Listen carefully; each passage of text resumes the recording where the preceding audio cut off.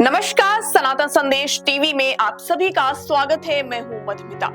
वास्तु शास्त्र में घर की बनावट, दिशा और ऊर्जा का व्यक्ति के जीवन पर गहरा प्रभाव माना गया है। कई बार लोग मेहनत करने के बावजूद भी सफलता हासिल नहीं कर पाते या फिर लगातार घर में परेशानियां बनी रहती हैं।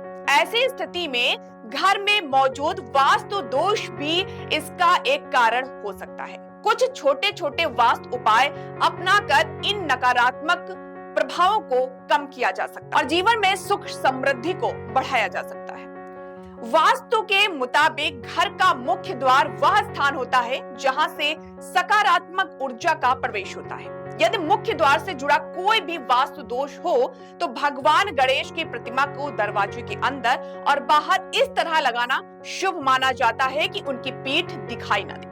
माना जाता है कि इससे घर में आने वाली बाधाएं दूर होती हैं और सुख समृद्धि का मार्ग खुल जाता है।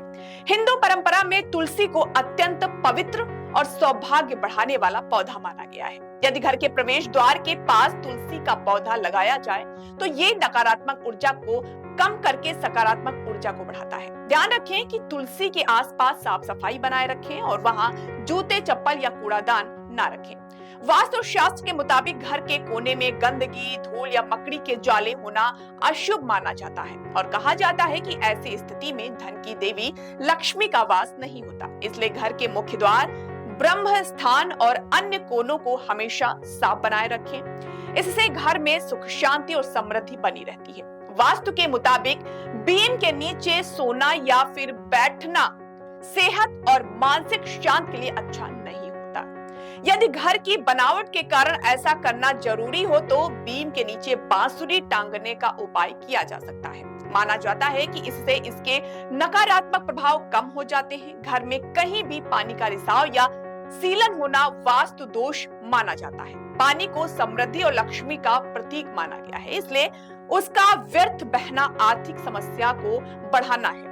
ऐसे में घर में किसी भी तरह की लीकेज को तुरंत ठीक करवा लेना चाहिए। अगर घर के दरवाजे खोलते या बंद करते समय आवाज करते हैं तो इसे वास्तु दोष माना जाता है और कहा जाता है कि इससे घर के सदस्यों के बीच तनाव और विवाद बढ़ सकते हैं। इसलिए समय समय पर दरवाजों में तेल डालना और खराब फर्नीचर को ठीक कराना बेहद ही जरूरी होता है। वास्तु के अनुसार घर की सीढ़ियां प्रगति का प्रतीक होती है। टूटी या गंदी सीढ़ियां दुर्भाग्य का संकेत मानी जाती हैं, इसलिए उन्हें तुरंत ठीक कराना चाहिए। इसके अलावा छत पर कबाड़, टूटे सामान या सूखे पौधे जमा नहीं करने चाहिए। साफ सुथरी छत घर में सकारात्मक ऊर्जा बनाए रखने में मदद करती है।